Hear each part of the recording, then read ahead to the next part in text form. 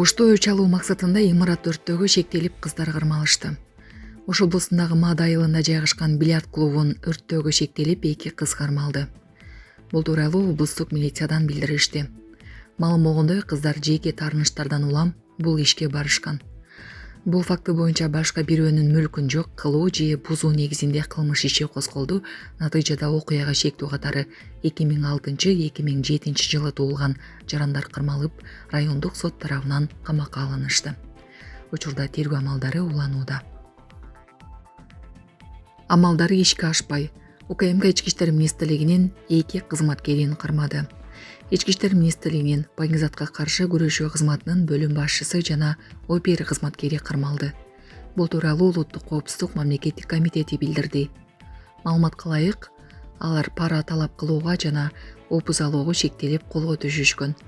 Тагыраагы шектүүлөр Орусия жаранынан баңгизаттарды мыйзамсыз жүгүртүү боюнча ишти жазаны жеңилдетүү үчүн 9 миллион рубль, 100 000 доллар талап кылышкан.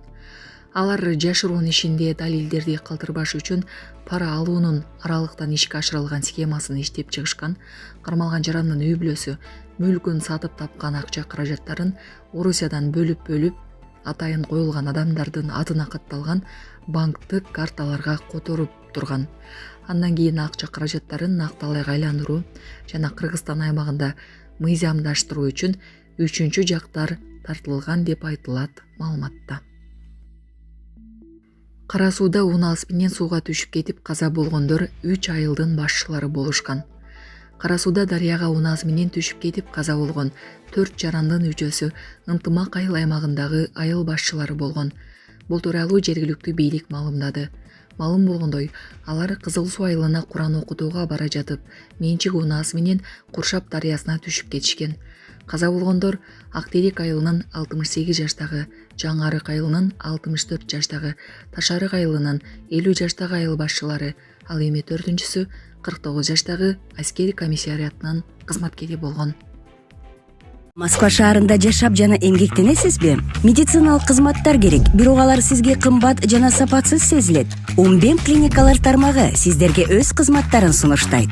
Бүгүнкү күндүн талабына жооп берген заманбап жабдыктар менен кесипкөй дарыгерлер сиздерди күтөт.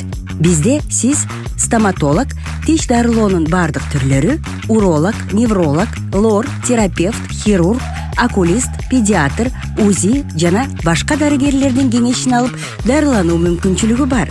Умбем клиникалар тармагы бул жогорку сапаттагы медициналык жабдыктар менен камсыз болгон профессионал дарыгерлер. Сиздердин ыңгайлуулук үчүн Умбем клиникаларынын Москва шаары боюнча 3 медициналык борбору иштейт. Өзүңүзгө ыңгайлуу даректи тандап медициналык кызмат алсаңыз болот. Ушул ай ичи бизге келип төмөндөгү кызматтарга арзандатуу менен медициналык кызмат алыңыздар. Ден соолугуңузга кам көрүүнү эртеңкиге калтырбаңыз. Умбем клиник Москва. Кыргызстандык зыяратчылардын алгачкы тобу 11 майда ажылыкка аттанат. Муфтияттын маалыматына ылайык, кыргызстандык зыяратчылардын алгачкы тобу 11 майдан тарта ажылыкка аттанат. Мекеме ар бир зыяратчы үчүн Сауд Аравиясына кирүүдө тартипти сактоо маанилүү экенин эскертти. Зыяратчылар үчүн эң маанилүү нерселердин бири Нусук картасы, бейжик. Бул картасыз Меккеге жана ыйык жерлерге кирүүгө мүмкүн эмес. Ошондой эле ал негизги кызматтарга жетүүнү камсыз кылат деп айтылат анда. Карта ажылыкты уюштуруу штабы ажы башчысы тарабынан берилет. Санарип версиясы Нусук жана Тавакална тиркемелеринде жеткиликтүү. Ирандагы операцияларда жарадар болгон америкалык аскерлердин саны айтылды. Иранга каршы операция башталгандан бери кеминде 415 америкалык аскер кызматкери жаракат алды. Бул тууралуу чет элдик басылмалар Пентагондун маалыматына таянып жазышты. Маалым болгондой, согуштогу аракеттер учурунда армиянын 271 кызматкери, деңиз флотунун 63, деңиз жөө аскерлеринин 19 жана аба күчтөрүнүн 62 кызматкери жарадар болгон. Анда жарадар болгондордун көбү кызматка кайтып келгени белгиленген.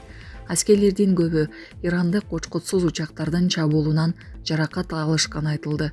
Эске салсак 28 февралдан бери АКШ жана Израиль жана Ирандын ортосунда согуштук аракеттер уланып жатат. Өткөн жумада тараптар ок атышууну 2 аптага токтото турууну макулдашууга жетишти. Бул арада 12 апрелде Иран менен АКШ Исламабадда сүйлөшүү жүргүздү. Азырынча тараптар бирдиктүү макулдашууга жетиши элек.